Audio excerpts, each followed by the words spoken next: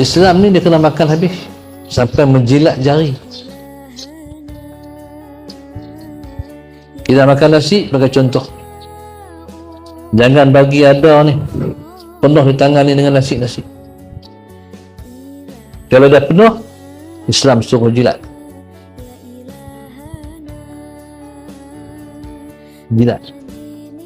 Dah sekali bila dah jilat.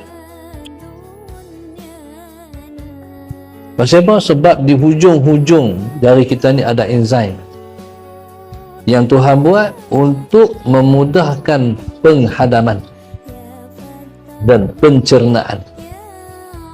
Sebab itu orang yang makan dengan conco tak dapat kelebihan. Orang yang makan dengan tangan akan dapat kelebihan. Kemudahan pencernaan makanan dalam perut. Itu tak boleh tinggal pula.